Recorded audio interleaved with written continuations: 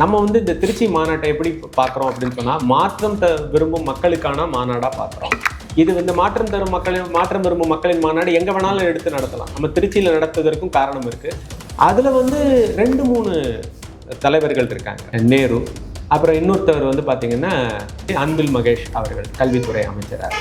அவங்க 2 பேருக்குமே கொடுக்கப்பட்டிருக்கிற அசைன்மெண்ட் எப்பயுமே அந்த கோட்டையை இடிக்காமல் பார்த்துக்கணும், அப்படின்றது. கோட்டைனா திருச்சியை சொல்கிறீங்க? திருச்சி.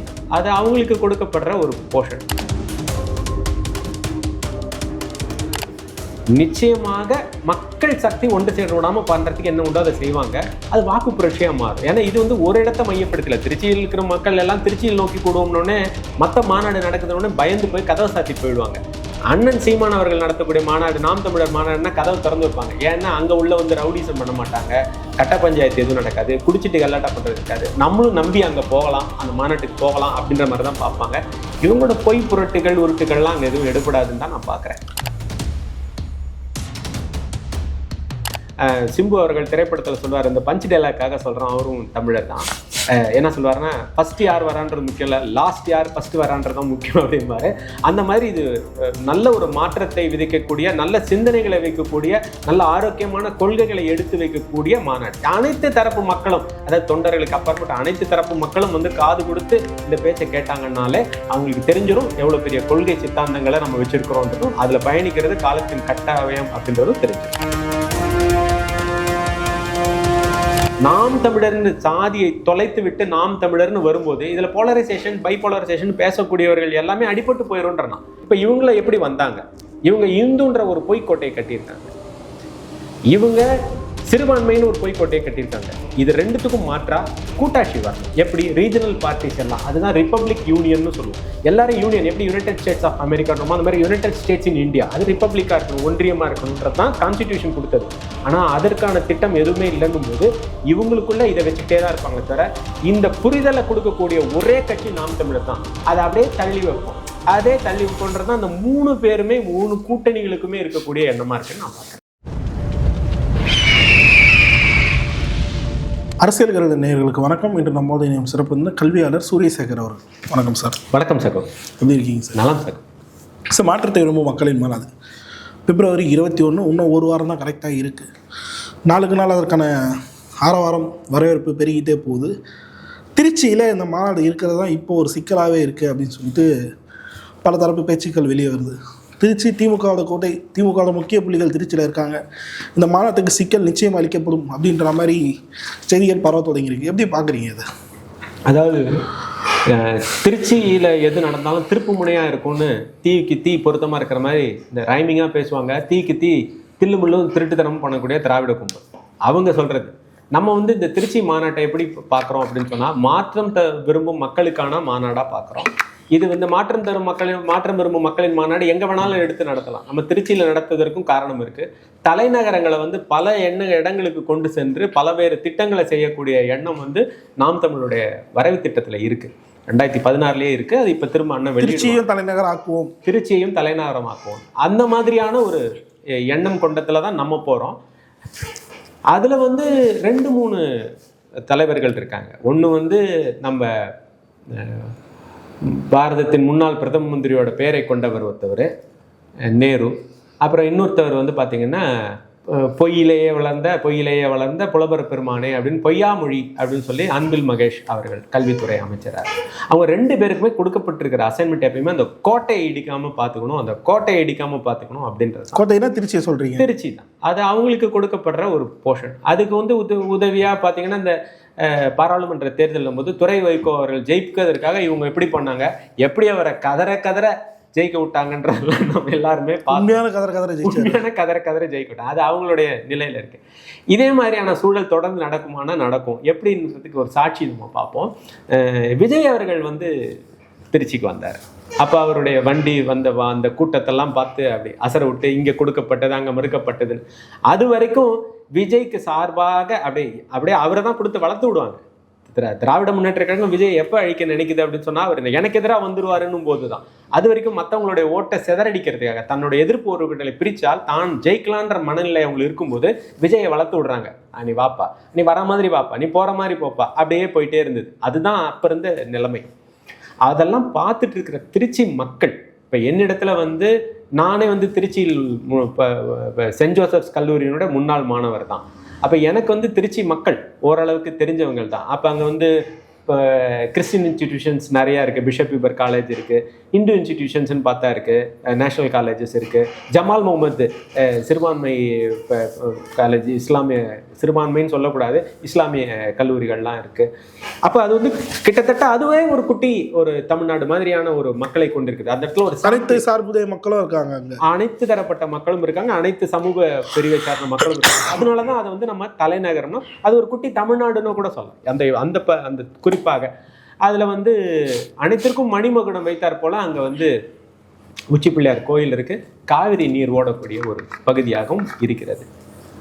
அந்த பகுதியில் இந்த KN நேருவோ அன்பில் பொய்யா மகேஷ் அவர்களோ நிச்சயமாக மக்கள் சக்தி ஒன்று சேர விடாமல் பண்ணுறதுக்கு என்ன உண்டோ அதை செய்வாங்க. அது வாக்கு புரட்சியாக மாறும். ஏன்னா இது வந்து ஒரு இடத்த மையப்படுத்தல. திருச்சியில் இருக்கிற மக்கள் எல்லாம் திருச்சியில் நோக்கி கூடுவோம்னோடனே மற்ற மாநாடு நடக்குதுன்னொடனே பயந்து போய் கதவை சாத்தி போயிடுவாங்க. அண்ணன் சீமான் அவர்கள் நடத்தக்கூடிய மாநாடு, நாம் தமிழர் மாநாடுனா கதவை திறந்து வைப்பாங்க. ஏன்னா அங்கே உள்ள வந்து ரவுடிசம் பண்ண மாட்டாங்க, கட்ட பஞ்சாயத்து எதுவும் நடக்காது, குடிச்சிட்டு கல்லாட்டா பண்ணுறது இருக்காது, நம்மளும் நம்பி அங்கே போகலாம், அந்த மாநாட்டுக்கு போகலாம் அப்படின்ற மாதிரி தான் பார்ப்பாங்க. இவங்களோட பொய் புரட்டுகள் உருட்டுகள்லாம் அங்கே எதுவும் எடுபடாதுன்னு தான் நான் பார்க்குறேன்.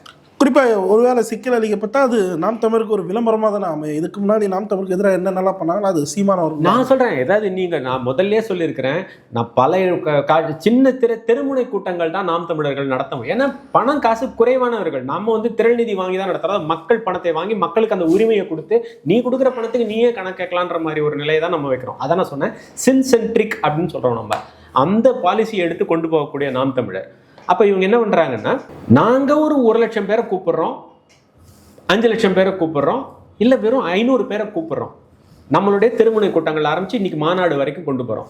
எங்களுடைய மாநாடு முடிந்தவுடனே எங்களுக்கு வரக்கூடிய உறவுகள் எல்லாரும், நம்ம தொண்டர்கள்ன்ற வார்த்தையை பயன்பட மாட்டோம், நம்ம தாய் தமிழ் உறவுகள் எல்லாரும் என்ன பண்ணுவாங்கன்னா, அங்கே இருக்கக்கூடிய குப்பைகள், அந்த குப்பைகள் ஏது, நாங்கள் வாங்கி சாப்பிட்ட கடலை, நாங்கள் வாங்கி சாப்பிட்டது, அந்த குப்பைகள் எல்லாத்தையும் ஒரு ஓரத்தில் எடுத்து வச்சுட்டு ஒரு நாற்காலியும் உடைக்கப்படாமல் அடுக்கி வச்சுட்டு திரும்ப போட்டுட்டு போவோம்.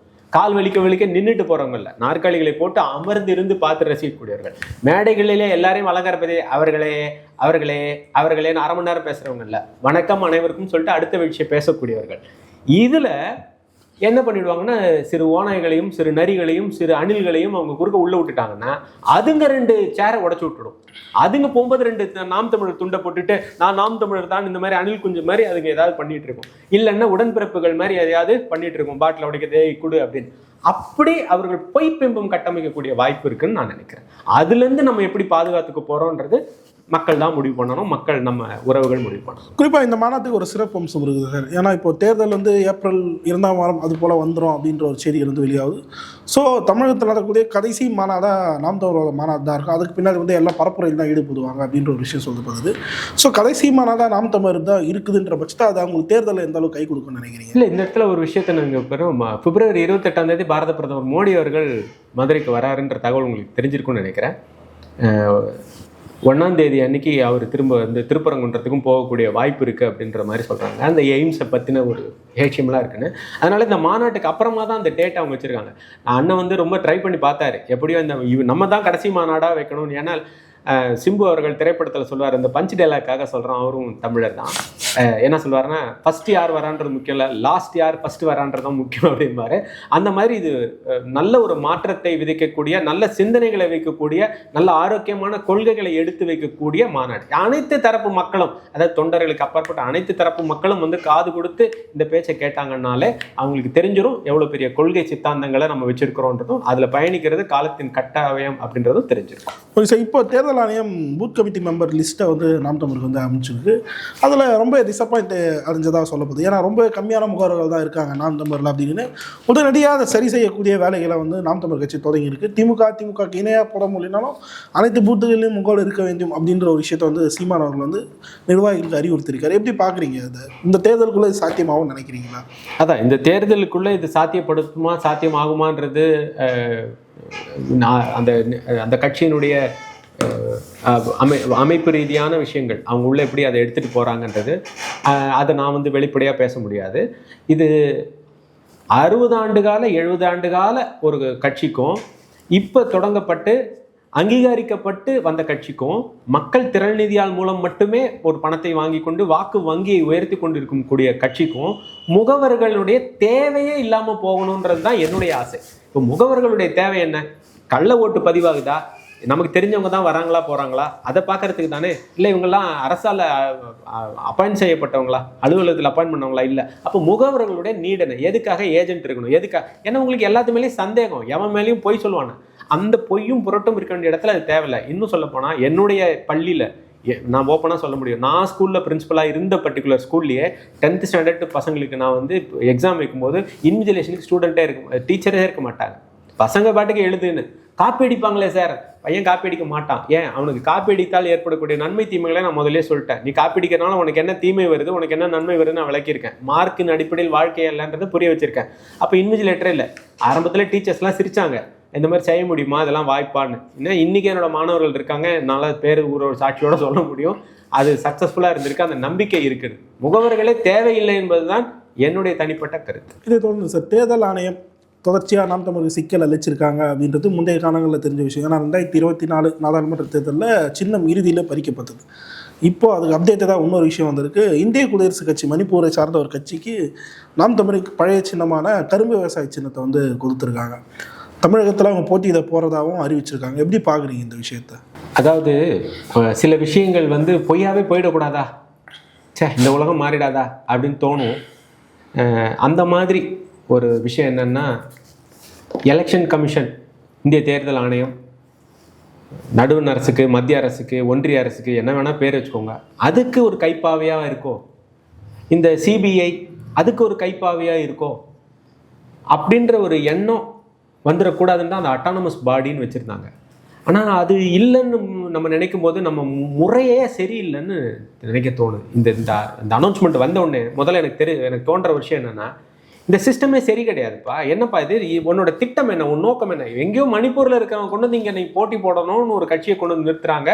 அதுக்கு நீங்கள் வந்து சின்னத்தை ஒதுக்கிறதுக்கு தயாராக இருக்கீங்க. இந்த சின்னத்தை கொண்டு வந்து இங்கே ஆட்கள் இங்கே ஒதுக்குவாங்கன்னு சொன்னால், அதே மாதிரி ஒப்ப கருத்துள்ள ஒரு சின்னங்களை கொடுப்போன்னு சொன்னால், இது வந்து என்ன மாதிரியான ஒரு அரசியல்? தாமரை என்பது ஒரு கட்சியினுடைய சின்னமா, இந்திய தேசிய மலரா? இது கேள்வி இருக்குது. கை என்பது எல்லாருடைய கரங்களிலும் இருக்குது. அப்போ அன்னைக்கு இருந்ததையே இன்றைக்கும் வச்சுட்டு இருந்தோம்னு சொன்னால், நம்ம பழவே எங்கே கழிஞ்சிட்டு எப்படி புதுமையை தேடி போகிறோன்னு தெரில. இந்த தேர்தல் ஆணையம் வந்து உண்மையிலேயே செயல்படுதா, இல்லை வெறும் கைப்பாவையாக இருக்கா அப்படின்ற ஒரு படித்த பாமரத்தனமான ஒரு கேள்வியும் இருக்குது. நம்மெல்லாம் இன்னும் இந்த உலகத்தில் வாழ்ந்துட்டு இருக்கோம். மழை பெய்யறதுக்கு என்ன மாதிரி நல்லவர்கள் இருப்பாங்க அப்படின்ற எண்ணம் மட்டும்தான் எனக்கு மேலோங்கி இருக்கு. ஓகே சார், ஆனால் இந்த சின்னம் கொடுக்கப்பட்டதுக்கு ஒரு விஷயம் வந்து சொல்லப்படுது. வட தமிழகத்தில் பட்டியல் சமூகம் பெரும்பான்மையாக இருக்கக்கூடிய பகுதிகளில், தனித்தொகுதியில் நாம் தமிழர் போட்டியிடக்கூடிய பகுதிகளில் தான் இந்த சின்னத்தை வந்து பயன்படுத்த போகிறாங்க அப்படின்ற ஒரு விஷயம் வருது.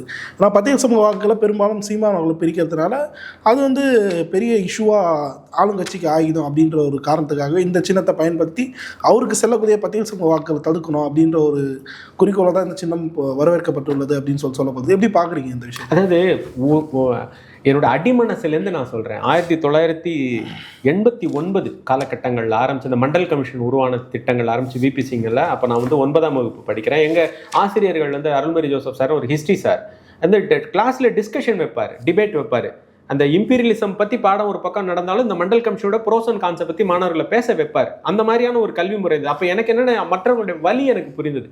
என்ன வந்து உலகம் உயர் ஜாதின்னு சொன்னாலும் நான் எனக்கு எப்படி பார்க்குறேன்னா, ஐயோ அவன் என் சக மனிதன் ஒரு கஷ்டப்படுறானே, பிறப்புக்கும் எல்லா உயிருக்கும் அப்படின்னு நான் கஷ்டப்படுறேன் என்ன இருக்கும்.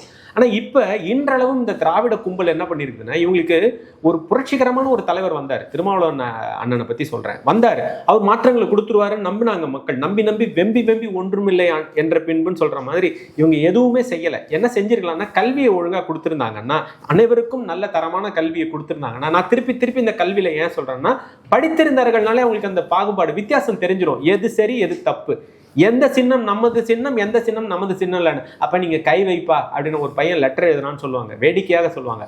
பாஸ்ட் டென்ஸ்க்கு 200 ரூபாயும் ப்ரெசன்ட் டென்ஸ்க்கு 500 ரூபாயும் கொடுங்கப்பா, ஃபியூச்சர் டென்ஸ் வருது அதுக்கு ஒரு 1000 ரூபா அப்புறமா நான் வாங்கிக்கிறேன் அப்படின்னு ஒரு பையன் கடிதம் எழுதுனதா சொல்லுவாங்க விளையாட்டுக்கு. அப்போ அந்த மாதிரி இன்னும் படித்தும் படிக்காம இருக்கக்கூடியவர்களாக ஒரு சமுதாயம் இருக்கு அப்படின்னு சொன்னா இதை என்னால ஏற்றுக்கவே முடியல. இதை மேல வந்திருக்கிற அந்த சமூகத்துல இருந்து மேல வந்திருக்கிறவங்க என்ன பண்ணணும்னா கை கொடுத்து அவனை தூக்கணும், கீழே இருக்கிறவங்க என்ன பண்ணணும்னா கொஞ்சம் ஏற்கனவே நம்ம இருக்கிறவங்க அவங்களை இப்படி கொடுத்து தூக்கணும். ஸோ 2 வகையாக தூக்குதல் இருந்திருக்கணும். அப்படி இருந்தா இந்த மாதிரியான எண்ணங்களே இல்லை. அப்ப இந்த பிரித்தாளும் சூழ்ச்சியை இவர்கள் எல்லாருமே சேர்ந்து செய்யறாங்க. இதெல்லாம் மாறணும்னா அதை சொல்றோம், அடிப்படை மாற்றங்கள் வரணும். இந்த அடிப்படை மாற்றங்கள் ஒரு நாளில் வருவதில்லை, விதைத்து விதைத்து விதைத்து விதைத்து தான் வரணும்.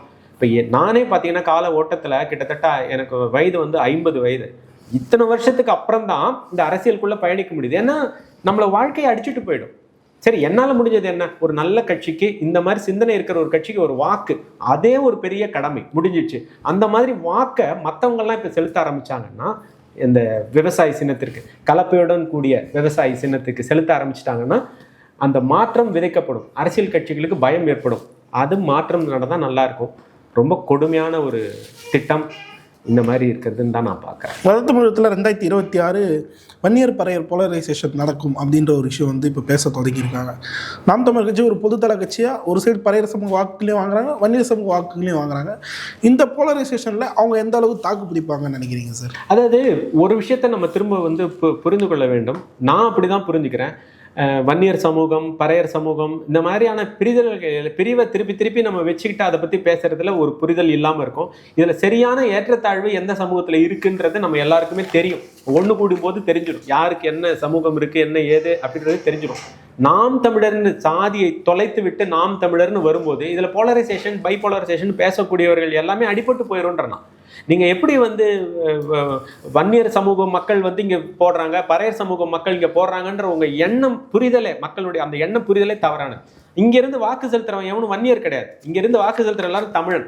அங்கே பறையர்கள் யாரும் இங்கே வாக்கு செலுத்தல. பறையர் எல்லாரும் இங்கே தமிழன்றவங்க தான் வாக்கு செலுத்துறான். ஐயா, நான் பறையர்ன்ற எண்ணம் இருக்கிறவன் தயவு செஞ்சு வாக்கு போட்டுறாதீங்கன்னு அண்ணன் சொல்றாரு. நான் வன்னியர்ன்ற எண்ணம் இருக்கிறவன் தயவு செஞ்சு வாக்கு போட்டுறாதீங்கன்ற என்ன சொல்றேன். அந்த ஜாதிய எண்ணத்தோட இங்கே வாக்கு செலுத்துறவங்க வராதிங்க.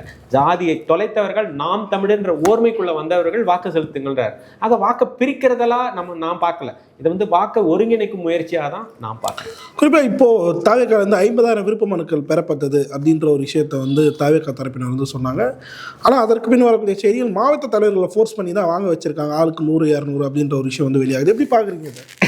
இதாவது இந்த டிக்கெட் வித்து பழகி போன கூட்டம் ஒன்று இருக்கும். அந்த மாதிரி இவங்க என்னென்ன முதல்ல விருப்ப மனு வாங்குறதுக்கு ஒரு அப்ளிகேஷன் ஃபார்ம், அதனுடைய விலை எவ்வளோன்னு உங்களுக்கு தெரியும். 100 ரூபா கொடுத்துருக்காங்க. அது 100 ரூபா தானே, நம்ம கொடுத்துருவோம்ப்பான்னு முண்டி அடிச்சுட்டு கூட்டம் தான் அது. அது மேலே அவங்க மேலே ஆளுக்கு இத்தனை வாங்கணும், 50 வாங்கணும், 20 வாங்கணும், 100 வாங்கணும்னு சொல்லும்போது 5000, 10,000 ஒரு ஆள் கட்டணும் வரும். அந்த விருப்ப மனுக்களை வாங்கின பிற்பாடு கொடுப்பாங்க பார்த்தீங்களா, அந்த டீட்டெயில்ஸ் கொடுக்க சொல்லுங்க பார்ப்போம். அப்போ அதில் கொடுக்கறதுக்கு எவ்வளோ தொகை சொல்லியிருக்காங்க அப்படின்னா 10,000 ரூபாய். மற்றவர்களுக்கு தனி தொகுதிக்கு 5,000 ரூபான்னு கொடுத்துருக்காங்க. அப்போ அந்த 10,000 ரூபாயை கொடுக்குறவங்களுக்கு ஒரே ஒரு எண்ணம் தான் இருக்கும். நான் உறுப்பினா சொல்கிறேன், உருப்படியாக சொல்கிறேன், சேலஞ்சாக சொல்கிறேன், 10,000 ரூபாயை கொடுத்துட்டா நேர்காணலுக்கு விஜய் கூப்பிடுவாரு, அவருக்குடன் இன்னொரு செல்ஃபி எடுத்துடலான்றதை தவிர அவங்க யாருக்கும் வேற சிந்தனை இருக்காது. 10,000 ரூபாய் கொடுத்தா அண்ணனை பார்த்து செல்ஃபி எடுத்துடலாம்ப்பா, வீட்டில் போட்டோ மாட்டிடலாம்ப்பான்ற எண்ணம் தான் இருக்குமே தவிர அவங்க யாருக்கும் அரசியல் புரிதல், கொள்கை இதெல்லாம் ஒன்றும் கிடையாது. அப்போ அதிகமான பணம் கொடுத்தா அவரோட போட்டோ எடுத்துக்கலாம் அப்படின்றது தான் எண்ணமாக இருக்குன்னு தான் நான் பார்க்குறேன் தவிர அது வேற எதுவும் நான் பார்க்கல. இறுதியாக ஒரே ஒரு கேள்வி தான் சார். காங்கிரஸ் தொடர்ச்சியாக திமுக கூட்டணியில் பிரச்சனை பண்ணிட்டே வராங்க அப்படின்னு சொல்லும்போது ஸ்டாலின் அவர்கள் ஒரு விஷயத்தை சொல்லியிருக்காரு, எங்கள் கூட்டணி முடியாது அப்படின்ற ஒரு விஷயத்தை சொல்லியிருக்காரு. விஜய் அவர்கள் காங்கிரஸ் வருவாங்கன்னு எதிர்பார்த்த சூழ்நிலை இப்போ அதுக்கு புத்துக்கதை போதப்பட்டுள்ளது. தனித்து விஜய் நின்று சாதிக்க முடியும்னு நினைக்கிறீங்களா? அதாவது தனித்த விஜய் சாதிக்க முடியுமான்ற முதல்ல சாதனைக்கான விளக்கத்தை பார்ப்போம். எது சாதனை அப்படின்றத பார்ப்போம். நான் இப்போ ஒரு அவங்கள பொறுத்த வரைக்கும் சிஎம் ஆகணும் விஜய் அவர்கள், அதுதான் அவங்களோட சாதனையாக இருக்குது. அப்போ நான் இப்போ விஜய் ரசிகர்களுக்கு ஒன்று நான் சொல்லிடுறேன். விஜய் ரசிகர்களே, நான் இப்போ உங்களுக்காக ஒரு கற்பனையாக ஒரு வார்த்தையை ஒன்று சொல்லிடுறேன். இப்போ இங்கே என் பக்கத்தில் விஜய் இருக்காருன்னு நினச்சிக்கோங்க. தமிழ்நாட்டின் முதலமைச்சர் விஜய் அவர்களே, இப்படி நான் பேசின இது மட்டும் 3 மில்லியன் வியூ இந்த 24 ஹவர்ஸ்க்குள்ளே போயிடுச்சுன்னா, இந்த வீடியோ ரிலீஸ் ஆன 24 ஹவர்ஸ்க்குள்ளே போயிடுச்சுன்னா அவர் தான் சீஃப் மினிஸ்டர். அவ்வளோதான், அவரோட சாதனை அவ்வளோதான். காங்கிரஸ் இருக்கு பார்த்தீங்களா, காங்கிரஸ் அவங்க நோக்கம் கொறடா. மாணிக் தாகூரை கொறடா அவர் ஒரு கருத்தை சொல்கிறாரு, ராகுல் காந்தி அமைதியாக இருக்கார். ராகுல் காந்தி அவருடைய பேச்சு ஒன்று பேசுகிறாரு, அந்த சபாநாயகர் ஓம் பிர்லா அவர்கள் வந்து நான் வரமாட்டேன், அந்த பிரச்சனை தீர்ந்து வெளில வரமாட்டேன்னா அவருக்கு டெம்பரரியாக இன்னொரு ஆள் அந்த பாலை நிறுத்தி வச்சிருக்காங்க. அவர் முன்னாள் காங்கிரஸில் இருந்தவர், உத்தரப்பிரதேச முதல்வர். அவர் என்ன சொல்கிறாருன்னா பேச்சில், நான் காங்கிரஸில் இருக்கும்போது நான் உங்களுக்கு சொன்னேன், நீங்கள் என் பேச்சை கேட்கல, இன்னைக்கு நான் இங்கே உட்காந்துருக்கேன், இன்னைக்காவது என் பேச்சை கேளுங்க ராகுல் காந்தி அவர்களேன்னு சொன்னார். அது அந்த சபையிலேயே இருக்குது, சபை குறிப்பிலே இருக்குது. அப்போ காங்கிரஸ்குள்ளே குழப்பம், அவங்க எப்படி அதை வந்து மெட்டீரியலைஸ் பண்ணிக்கலான்னு பார்க்குறாங்க. இதை அப்படியே கட்டமைச்சு இந்த நிகழ்ச்சி என்ன 2 ஒன்று தான் இந்தியாவை பொறுத்த வரைக்கும், காங்கிரஸ் பாஜக அப்படின்ற நிலைமையை உருவாக்கிட்டாங்க. இந்த பாஜக இல்லாமல் இருந்தது 1980களுக்கு முன்னாடி, 90களுக்கு முன்னாடி. இப்போ இவங்கள எப்படி வந்தாங்க? இவங்க இந்துன்ற ஒரு பொய்க்கோட்டையை கட்டியிருக்காங்க, இவங்க சிறுபான்மைன்னு ஒரு பொய்க்கோட்டையை கட்டியிருக்காங்க. இது ரெண்டுத்துக்கும் மாற்றா கூட்டாட்சி வரணும். எப்படி? ரீஜனல் பார்ட்டிஸ் எல்லாம், அதுதான் ரிப்பப்ளிக் யூனியன்னு சொல்லுவோம். எல்லாரும் யூனியன், எப்படி யுனைடெட் ஸ்டேட்ஸ் ஆஃப் அமெரிக்கான்றோமோ அந்த மாதிரி யுனைடெட் ஸ்டேட்ஸ் இன் இந்தியா, அது ரிப்பப்ளிக்காக இருக்கணும், ஒன்றியமாக இருக்கணுன்றது தான் கான்ஸ்டிடியூஷன் கொடுத்தது. ஆனால் அதற்கான திட்டம் எதுவுமே இல்லைன்னும் போது இவங்களுக்குள்ள இதை வச்சுக்கிட்டே தான் இருப்பாங்க தவிர, இந்த புரிதலை கொடுக்கக்கூடிய ஒரே கட்சி நாம் தமிழர் தான். அதை அப்படியே தள்ளி வைப்போம், அதே தள்ளி வைப்போன்றது தான் அந்த 3 பேருமே 3 கூட்டணிகளுக்குமே இருக்கக்கூடிய எண்ணமாக இருக்குன்னு நான் பார்க்குறேன். சமீப காலமாக போகக்கூடிய பிரச்சனை, NDTVயில் சீமானவர்களை புறக்கணிச்சாங்க அப்படின்ற ஒரு விஷயத்தை பற்றி நம்ம கடந்த காணொலியில் வந்து பேசியிருந்தோம். இப்போ அதை வந்து இந்தியா டுடே ஒரு நியூஸ் வந்து நடத்துகிறாங்க, அதுலேயும் வந்து நாம் தமிழர் கட்சி வந்து புறக்கணிச்சிருக்காங்க. தொடர்ச்சியாக அந்த நேஷனல் மீடியாக்கள் நாம் தமிழர் கட்சி புறக்கணிக்கிறத எப்படி பார்க்குறீங்க? இதுக்கு தான் வந்து இவங்க புறக்கணிப்பு அப்படின்னு சொல்லும்போது என்னென்னா, இவங்க 2 பேருமே திரும்ப உருவாக்கி வச்ச கட்டமைப்பு. ஒன்று வந்து இவங்க உருவாக்குனது, இன்னொன்று வந்து இவங்க உருவாக்குனது, இது மட்டும்தான் இருக்குது. ஆனால் இவங்களுக்காக வந்து எங்கள் தேசம்னு ஒன்று உருவாக்குது, எங்கள் தேசம்னு ஒன்று ஒரு வானொலி, ஒரு வலைவொலி உருவாக போகுது, ஒரு தொலைக்காட்சியும் விரைவிலேயே வந்துட போகுது. அப்படி இருக்கும்போது அதான் நான் சொல்கிறேன் இல்லையா, முதல்ல உலகம் என்ன பண்ணும், அரிஸ்டாட்டில் இருக்காரு, கலீலியோ இருக்காங்க, இவங்கெல்லாம் புதுமையான விஷயங்களை சொன்னாங்க. அப்போ அது யாரும் உலகத்தில் இருக்கிறவங்க ஏற்றுக்கொள்ள மாட்டாங்க, நிராகரிக்கும் தன்மையை கொண்டு. எப்படின்னு நிச்சயமா ஜான் டால்டன் ஒருத்தர் இருந்தார். அவர் வந்து என்ன சொன்னார்னா, அட்டமை பற்றி, அணுவை பற்றி, அணு என்பது பிரிக்க முடியாதுன்ற ஸ்மாலஸ்ட் இன்டிவிசிபிள் பார்ட்டிகள்னாரு. அதை தொடர்ந்து ஒரு 25 வருஷத்துக்கு மக்கள்லாம் அப்படி தான் நம்பிட்டு இருந்தாங்க. ஆனால் இன்னைக்கு அணுவை உடைச்சு புரோட்டான், நியூட்ரான், எலக்ட்ரானை தாண்டி நியூட்ரினோ திட்டம் வந்து அதுக்கு நம்ம எதிர்ப்பு தெரிவிக்கிற அளவுக்கு நம்ம வந்திருக்கோம்னா, அப்போ ஜான் டால்டன் என்ன வந்து தப்பான விஷயத்த சொல்லிட்டாரா? அந்த காலத்தில் எது முடிஞ்சுதோ அதை வரைக்கும் அதை சொன்னார். அப்போ 25 ஆண்டு காலம் அதை ஏற்றுக்கொண்டவர்கள்லாம் இருக்காங்க. நானே வந்து என்ன சொல்கிறேன்னா, 96 புத்தகம், கணித புத்தகம், ஸ்டேட் போர்டு புக்கு ஓப்பனாக சொல்கிறேன், மேத்தமெட்டிக்ஸ் புக்கில் மிஸ்டேக் இருந்தது. அந்த மிஸ்டேக்கை 2002 வரைக்குமே தொடர்ந்து பண்ணிகிட்டே இருந்தாங்க. அதுக்கப்புறம் 2004 மாற்றப்பட்ட புத்தகத்தில் மட்டும்தான் அந்த தவறுகள் சரி செய்யப்பட்டது. அப்போ அது வரைக்கும் படித்தவங்க எல்லாம் மேக்ஸில் சென்டம் எடுத்தவங்களாம் தப்பான படத்தில் 100க்கு 100 எடுத்தான்றதான் நான் ஆணித்தரமாக சொல்கிறேன். அது மறுக்க முடியுமா யாராவது கல்வித்துறையில்? அப்போ இது எப்படி அந்த 6 வருஷம் இல்லை 7 வருஷம் படித்தவங்கெல்லாம் சென்டம் ஸ்கோரர்ஸ்ன்ற மமதையில் இருந்திருப்பாங்க இல்லையா? ஜான் டால்டனுக்கு சொன்ன உதாரணம் தான். தவறுகள் எங்கே வேணாலும் இருக்கும், அதை மாற்றிக்கொள்ளக்கூடிய தன்மைகள் இருக்கும். இவங்களுக்கு வந்து நிராகரிக்கக்கூடிய தன்மைன்றது அதே மாதிரி தான் இருந்துட்டு இருக்கு. இவங்களுக்கெல்லாம் ஏற்றுக்க முடியல. எப்படி ஏற்றுக்க முடியல? இது சாத்தியப்படுமான்னு ஒரு கனவு உலகம் ஒன்று சொல்லுவாங்க, உத்தோப்பியான்னு சொல்லுவாங்க. உத்தோப்பியான்றதுல மக்கள் வந்து தீங்க செய்ய கொஞ்சம் காலையில் எந்திரிச்சு பாருங்களேன், அவன் சாலை எந்திரிக்கிறான், அவன் வேலையை அவன் பார்க்குறான், சாலை போக்குவரத்து சீராக இருக்குது, திருட்டு பிரச்சனை இல்லை, கதவு திறந்து வச்சுட்டு நம்ம நிம்மதியாக தூங்கலாம், அவங்கவுங்க சொத்து அவங்கவுங்களுக்கு இருக்குது, பசிச்சுதுன்னா யார் வேணால் யார் வீட்டில் வேணாலும் போய் சாப்பிடலாம், யாரையும் துன்புறுத்த மாட்டாங்க. இப்படிப்பட்ட ஒரு மனித வாழ்க்கை என்பது கனவு வாழ்க்கைன்னு எல்லாருக்குமே தெரியும். நிச்சயம் அந்த கனவு வாழ்க்கையை நோக்கி நம்ம பிரயாணிக்கும் போது, இதெல்லாம் சாத்தியமாப்பா, இதெல்லாம் நடக்குமாப்பா அப்படின்னு கேட்டா நடத்துறதுக்கான முயற்சி ஒரு 50%, ஒரு 60%, ஒரு 70% முன்னேற்றத்தை பண்ணிட்டோம்னா அந்த திருப்தி இருக்கும். தூங்கும்போது மனிதன் இறந்து போயிடுறான். Sleep is a temporary death is a permanent ஸ்லீப்பும். தூங்கிட்டு இருக்கிற மனிதன் இறந்து தான் இருக்கிறான். அவன் தூங்கிட்டு இருக்கும்போது அவன் நிம்மதி இருக்கும் அவன் கண்களில், ஏன்னா அவனுக்கு சிந்தனை இல்லை. அவன் எந்திரிச்ச உடனே சிந்திக்க ஆரம்பிச்சோடனே எவனை எப்போ அடிக்கலாம்னு யோசிக்கும் போது அவன் திராவிட கும்பலாயிடுறான். அந்த கும்பல் எல்லாமே என்ன பண்ணுதுன்னு, இந்த மாதிரி டிவி முன்னாடி உட்காந்துட்டு, மீடியா முன்னாடி உட்காந்துட்டு ஃபோட்டோ ஷூட் போடும், இல்லை இப்படி கையை காமிக்கும். எனக்கு ஒரு வாகனம் வந்து நிற்குது, விஜயோட வாகனம் நிற்குது சேலமா, இன்னைக்கு அவர் பேச போறாருன்னு நினைக்கிறேன். விஜய் தொடங்கியிருப்பாரு. நான் அங்கே டப்பிங் கொடுக்கலாம், அவர் என்ன பேசியிருப்பாரு. ஆக நமக்கு தெரியும் சேலம்னாலே வடுமாங்கா தான், வடுமாங்கா ஊரு குங்கோ அப்படின்னு பாட்டு ஒன்று பாடுவார். இல்லைன்னா சேலம்னாலே மாம்பழம் தான், மாம்பழம் மாம்பழம் மல்கோ மாம்பழம்னு பாடுவார். சேலம்னாலே இதுதான் அப்படின்னு சொல்லிட்டு, இது நமக்கு எப்படி பார்க்குறோன்னா, இவங்க எல்லாருமே ஒரு திரையிலையும் ஒரு ஊடகத்திலையும் அப்படி ஒரு கட்டமைப்பு வச்சு அந்த மக்களை வந்து இறுக்கி போட்டு வச்சுட்டாங்க. அந்த அறியாமை கலையிலேருந்து நீக்கணும்னு சொன்னால் கல்வி புரட்சி ஏற்படுத்தணும். அது ஆசிரியர்களாலும் கல்வியாலும் மட்டும்தான் சாத்தியப்படுத்த முடியும். அது வந்ததுன்னு சொல்கிற வரைக்கும் இந்த ஊடகங்கள்லாம் நம்ம தூக்கி எறிந்து போட்டு போவோம். பல்லர்களையும் தெளிவாக நேரத்தை மிக்க நன்றி.